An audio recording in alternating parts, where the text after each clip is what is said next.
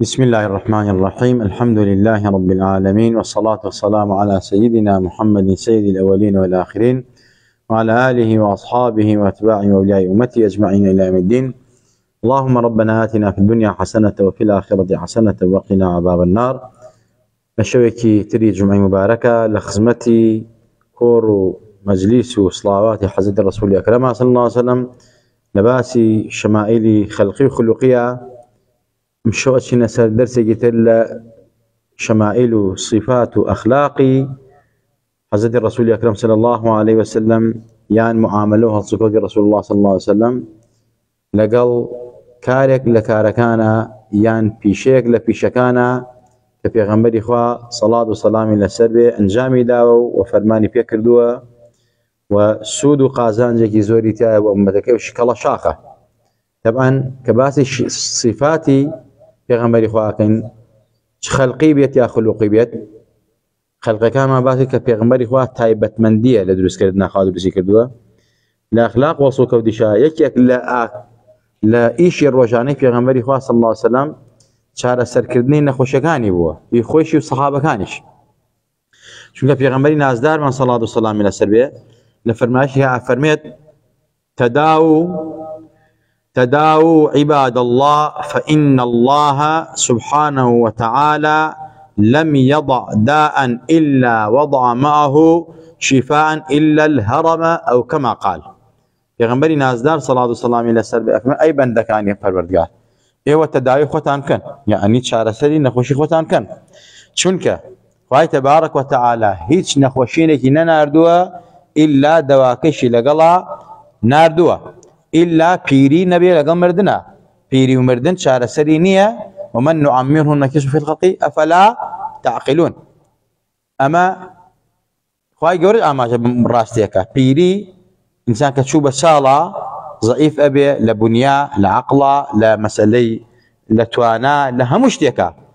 بويا بيغمبري خواه فرميتي يوت شار سري خوتان كان أقل نخوشيك تانتيابو برون بدوايا بقرن شنكا خواهی گوره هیچ نخوشگی ناردو إلا چاره سرکش ناردو إلا پیری و مردن نبی.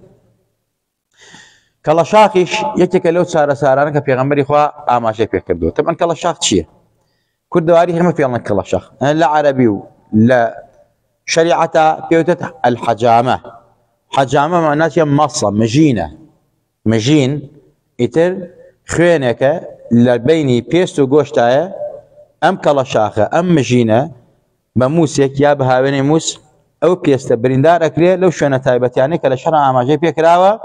انجا بوسائلك هلي امجيو او شونا بيسدر اكريو انجا لباشان او شونا تيمار اكريو شارع سر اكريو تعقيم اكريت باصلاح امره زارا امره اما كلا شاخه بلام ام كلا شاخي بيغمري خواه صلى الله عليه وسلم فرميتي وامري بيكردوا وامتكي هاندا ولا سري وحتى على الروايات في غمرة فرمي صلى الله عليه وسلم أو شوي إسلامي أرازم بيكرا نمدا بلاهيش كومالا ملائكتك إلا أمر أن بيكر دوم يا محمد عليك وأمتك بالحجامة خوتو أمتك وحجامة حجامة بقرن كلاشاخ كردواري هم بيلا كلاشاخ أم حجامة كاد يخوي وسائل نبوة ومرو شاخي كلي أن هناوة يا شاخي مانغا أمانو بزنوك أمانيان هناوة بو شاخة خوينكي كابراي دكتور خوينكي هالمجيو فريداوة أو بو يبيوتا كلا شاخ يعني بشاخي كلا وخوين هالمجيلت كلا بيني بيستو قوشتا خويني بيستا خراكي سوري مردوة كلا جسم أبمينة توا بيغمبري خواه فرمز زرر لجسم إنسان دا وكاده يقتله نسيك بيكو شيء أو كما قال بويا بيغمبري خواه صلاة وسلام إلى السربية أفرمي عليكم بالحجامة أمرا بيكراوة بخوش بأمتكم كلاشاق بقرين أما يكيك اللي آكار وخروش بيغمبري خواه صلى الله عليه وسلم بلهم أجزاء نخوش بيستان كلاشاق أقر وقت سنتي بيغمبري خواه نجيري نكشار سرة بالكو دردو بلاو مصيبته أبي أكما لو به كلاشاق أقر وقت سنتي بيغمبري خواه نجيري لجاتي أو بيبت الشفاء أبيته دردو بلاو مصيبته وكلا شاخ يكم زار حضرتي آدم كرتويتي دواتر مسألة حضرتي نوح وباقي مسألة پیغمبراني تر وحتى فرائنا كان تۆ بڕۆ کتێبەکەی سینۆهەی فێرعەون و دکتۆری فێرعەون خوێنەوە، یەکێ لە عیلاجەکانی کەڵەشاخ بووە. بەڵام ئەم کەڵەشاخە هەموو ئومەتەکان بەکارهێناوە وەک چارەسەرێک، بەڵام ئەم کەڵەشاخە بە پێی زەمان پێشکەوتنی بەخۆوە بینیوە و جاری وا بۆ مەسەلە کە مڕاعاتی خاڵەکان نەکراوە، هەتا لە طوبی قەدیمیشا کەڵەشاخ لە جاتی قاچان زەرەری بووە. ئێستا ئەگەر کەڵەشاخ وەک سونەتی پێغەمبەری خوا نەگیرێت بەڕاستی زەرەرە، خۆیسە سینەکان باقی ئەدیانەکانی تر کەڵەشاخ ئەگرن وەک عیلاج چارەسەر. بەڵام ئەم پێغەمبەری ئەمە هاو صلی الله عليه وسلم چۆن دانیشگایەک دانی تۆ لە طوبا ئەم دانیشگا مەسئلە باسی عملیات بۆ تۆکە، باسی مەسئلە مناڵبوون بۆ تۆکە، باسی مەسئلە چارەسەری نەخۆشیەکان بۆ تۆکە، بەو کۆمەڵە مەرجە و بە ئەوانە ئەگەر ئەو تەلەبانە بەو شێوازە فێر نەبن دوای کۆمەڵە قەسابیان لێ دەرەچێ. بەڕاستی ئەو تەلەبانە لە منهەجی خۆیان لایانداوە، ینی لە دەرزەکەی خۆیان لایانداوە، ئیسفادەیان نەکردووە. پێغەمبەری خوای دانیشگایەکی لەم بوارە داناوە بێئەدەبی نەبێت لە خزمەتیە، یعنی کولەیەکی گەورەی داناوە لە طوبی کەڵەشاخە پێغەمبەری خوا صلی الله عليه وسلم. مەرجی بۆ داناوە، کاتی بۆ داناوە، فەسڵی بۆ داناوە، شوێنی بۆ داناوە، دیاری کردووە پێغەمبەری خوا ڕۆژەکانی شەوەکانی بەم شێوازە. بۆ نمونە پێغەمبەری خوا لە فەرمایشی فەرمێت الشفاء في ثلاثة: شربة عسل وشرطة محجم وكية نار وأنهى أمتي عن الكي، أو كما قال پێغەمبەری خوا صلی الله عليه وسلم فەرمێت شیفا لە سێشتایە، یا لە خواردنی هەنگوینایە، قورئان یان وفيه شفاء للناس، هەنگوین شیفایە بۆ هەندێک نەخۆشین، ئەینە هەندێک نەخۆش بیخوا هەنگوین نەک ئەبێتە چارەسەر، ئەبێتە دەرد و بەڵاوی تادار بیخوای کوژێت. ئەمەش مۆجیزەی قورئانە، قورئان نەیفەرمووە شیفای تایە بۆ هەموو نەخۆشیە. وفيه شفاء للناس، يعني فيك علماء فەرموون چۆن مینی تەبعیض هەیە، فيك بمعنى مینی تەبعیضە، يعني بۆ هەندێک نەخۆشین چارەسەر هەنگوین، هێنا بۆ هەندێک چارەسەر نییە. پێغەمبەری خوا شیفا لە سێشتایە، یا لە خواردنی هەنگوینە، یان لە کەڵەشاخگرتنە، یان لە سووتاندنە کەویکردن. بەڵام من ئومەتەکەم قەدەغەکەم لە کەویکردن بۆ چونکە ئازاری تایە. پێغەمبەر ڕەحمەتە، نایە ئومەتەکەی ئازار بچەژێت بە قوربانی بین. فەرمێتی مادەم ئازاری تایە بۆ ئومەتەکەم و ناشرینەکە، من حەز ناکەم ئومەتەکەم کەویکەن باشی فاشتا بێت، مەگەر زۆر زۆر ضرور بێت. ئەمە یەکێکە لەو حەدیثانەی کە پێغەمبەری خوا ئاماژەی بە کەڵەشاخ کردووە و دایناوە.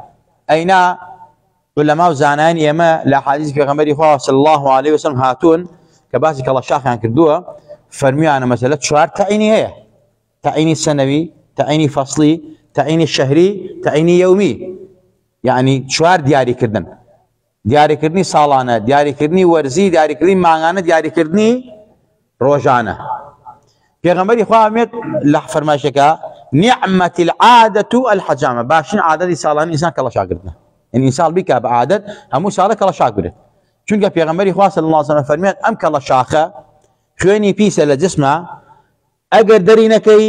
ئەبێتە مایەی نەخۆشینی کوشندە و نزیکە بتکوژێت، جەڵدەی دەماغ، جەڵدەی قەلبی، باقی نەخۆشیەکانی کە بەهۆی خوێنەوەیە، بەهۆی خوێنی پیسۆیە، کە پێغەمبەری خوا فەرمێت دەریکە بە کەڵەشاخ، ئەگەر دەری نەکەی ئەکوژێت، نزیکە بتکوژێ. پێغەمبەری خوا فەرمێت صلی الله عليه وسلم. و هەروەها پێغەمبەری نازدار سەڵات و سەلامی لەسەر بێ ئەفەرمێت لە ساڵانە، ئەنجا ئەفەرمێ ئەم کەڵەشاخە تۆ یەگری پشتی نەرمەکە، چاو ڕوونەکە، وەیەزلو عن البەصەری، لە سوودەکانی کەڵەشاخ پێغەمبەری خوا فەرمێت وەک ئەتپارێزێ لە جەڵدەی قەلبی و دەماغ و کۆمەڵی نەخۆشینی کوشندە، و چاوت بەهێزەکە، چاوت بە قووەتەکە. پێغەمبەر فەرمێت پشتی نەرم و جوانەکە، پێغەمبەری خوا فەرمێت صلی الله عليه وسلم. اینجا ئەوە دیاریکردن و تەعینی یەکەم کە هەموو ساڵێک. اینجا فەصلەکەی پێغەمبەری خوا لە بەهارە، نابێت تۆ لە زستانە بیگری، نابێت لە هاوی نابیگری، نابێت لە مەسەلە پاییزا بیگری. ئەیلەکە پێغەمبەری خوا ئیزا اشتد الحەڕ استعینوا بالحەجامە، کاتێک کە خۆر کە نزیکیها سەرەتای گەرمیەک سەرما ئەشێویتە گەرما وردە پیا بێ، پێغەمبەری خوا فەرمێت ئالەو کاتە ئێوە یارمەتی خۆتان وەرگرن لە کەڵەشاخ وەرگرتن، چونکە بۆ کوردەواری خۆمان پێڵە خوێنجمان خوێنجوڵان یعنی کاتی خوێنجمان و خوێنجوڵانە کاتی زاوزێکردنی پەلەور و مەخلوقاتە ئەو کاتە ئەو خوێنە نوێ ئەبێتەوە تازە ئەبێتەوە خوێنی پیس مابێت لە جسمە مەجای خوێنە پاکەکە نادا بڕوا ئەو خوێنە پیسە ئەبێ ئەو خوێنە پیسە دەرکەی خوێنی پاک ڕۆڵە شوێنەکەی تۆ لەو نقشانە خۆ نەجات دەی ئەمە پێغەمبەری خوامن لە کاتێکە کە خوێن ئەجوڵێت لە هەموو کاتێکان نییە لە پاییزە خوێن سروشتیە لە هاوینا خوێن سروشتیە لە زستانە خوێن سروشتیە ئەمە وەکو ئەجازێکی علمیش لەم ڕۆدا سی دانە دکتۆری سینی لەسەر ئەوە مسلمان بوون بۆ پێغەمبەری خوا فەرمیێتی صلی الله علیه وسلم لە بەهارە نەیفەرمووە مەسەلە لە هاوین و زستانە هاتون خوێنی زستان خوێنی هاوین خوێنی پاییز خوێنی بەهاریان داناوە هەموو خوێنەکان خوێنی سروشتی و پاکە تەنها خوێنی پاییز خوێنی بەهار نەبێ کە ئەو خوێنە خوێنێکی پیسە پێغەمبەری خوا فەرمیێتی أما معجزة رسول الله صلى الله عليه وسلم لكيو فيربو وما ينطق عن الهوى إن هو إلا وحي يوحى علمه شديد القوى أما خوافل وكان فضل الله عليك عظيما فضل قال ست وزوري بيغمر نازل أم بيغمر نازل الصلاة والسلام إلى السربية أما يزاني وكا طبي هيت زمن وسدمك هستي فينا كردوه نجي هازي بوا نجي زي بوا بس يزاني خوافيري كردوه أمر طبي أمر يسلماني أما قصي منية قصي دكتور الصينية كانوا كوريا كانوا أمريكانا أم بيغمر لك كيف يربو الله فيريك أما معجزة رسول الله تصديق نبوة رسول الله صلى الله عليه وسلم إن جاء بويا بيغمر بيايوكي سادو ساكار نبوة هيت كسيك ناتو أنا بلا منو بيغمر كيفاي أما بيغمر خوا غيبي فير كردوه وفيري علمي كردوها وخوشي بيه فرميت وعلمه شديد القوى صلاة والسلام إلى سربيت إن جاء فرميت بونمونا ولا ما تعيين الشهري يا غمي خوي دياري كردوها صلى الله عليه وسلم لها مو ما يكا يا غمي خوي سيانزو عفو حفظو نوزدو بستويات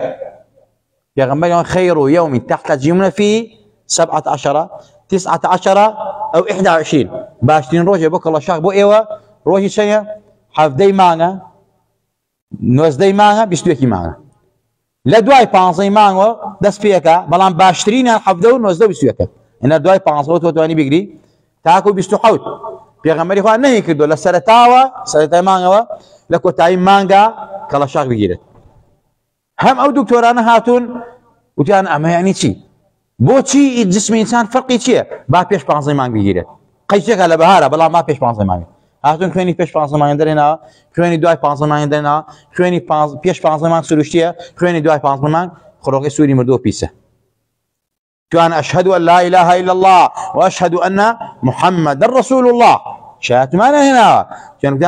أم ذات الخوق سناكا إن جهاتون أواني كالفلكا يشكن أواني لبيولوجيا يشكن أواني لجسم إنسان كاركن باش جسم إنسان على الأقل بمانغو تشيا ولا دواي بانصي معني عربي بيه لباش تنوجا حفظه ونوزده بسويت بيت تابي صحودة تواني بيقري جسم إنسان لصاعب تاوش تاي آوة علاقي جسم إنسان بقمره علاقي كل جزئية لو كات أو مانغا هودي أدالة جسم إنسان أو خورته لو كاتو ساتو لو ورزو لو دواي بانصي مانغا أو هيجاني خيانة دروز أبيت ليش كاتو يتلا دروس نابت أما رسول الله كيف يريكن ذاتي حق تعالى علمه شديد القوى إن جاء أو بيغمر الناس دار الصلاة والسلام إلى السربية أو صالاني دياري كردوها مانغانا وهروها روجانش تعيني سنوي فصلي شهري أي روجاكي شون دياري كردوها بيغمري صلى الله عليه وسلم پیغمبری خواه فرمید روزانی دوشنبه سهشنبه پنجشنبه و کلاشاخ یعنی او روزانه 17 و 19 و 21 هاوکاتی او روزانه به زور مبارکه اگر بو شوازه نبید کلاشاخ زره لفرمایش یا پیغمبری نازدار فرمید صلاة و سلام اگر کلاشاخ بگرن لچوارشمه توشی گلی بون لسر خوتان توشی گلی بون بو علماء فرمید انسان هول با لچوارشمه عملیاتش نکرد لبرو پیغمبر خوان نهی کردو لکلاشاخ لجمعه و لشمه و لیکشمه مکروه شاک وانه کی بلام شدتی کراهاتو زور بقوتی نهی کی پیغمبر خوان بو چوارشمه بەڵام ڕۆژی دووشەممە مبارەکە، ڕۆژی سێشەممە مبارەکە، ڕۆژی پێنجشەممە نور على نورە. اینجا پێغەمبەری نازدار فەرمێتی سەڵات و سەلامی لەسەر بێ ئاگادار بن کەڵە شاختان گرت لەسەر تێری نەیگرن، لەسەر برسێتی بیگرن. ها عملیاتی ئەمڕۆ دەتۆ بڕۆ نەخۆشە لەسەر تێری عملیات نایکەن. پێغەمبەری خوا فەرمێ سەڵات و سەلام الحەجامەة على الرق شفاء وعلى الشبع داء. کەڵە شاخ لەسەر برسێتی شیفایە، لەسەر تێری دەرد و بەڵاو مصیبەتە. اینجا پێغەمبەری نازدار سەڵات و سەلامی لەسەر بێ ئەم تەعینانەی دیاری کردو عولەمای طب و ئیبن سینا و باقی ئەوانەی کە لە طبا کارەکەن و کاریان کردووە ئەمانیان لە فەرمایش پێغەمبەری خوا وەرگرتووە. و طبی سینیش هاتوون کە طبیان کۆنە بەڕاستی یان فەراعینەکانی میسر ئەم پێغەمبەرە نازدارە لە خۆم فەرمایشتانی نەفەرمووە. اینجا لە جسمی ئینسانە پێغەمبەری خوا لەموو شوێنێک کەڵەشاقی نەگرتووە، لە شوێنێکە کە ئازارەکەی تا بێ. بەڵام زۆرترین کەڵەشاقی پێغەمبەری خوا لەکوێ بووە؟ أخدعين كاهل. احتجم رسول الله صلى الله عليه وسلم في الأخدعين والكاهل أو كما قال. حميدية فرميت رسالة أنس كوري مالك عن كسب الحجامي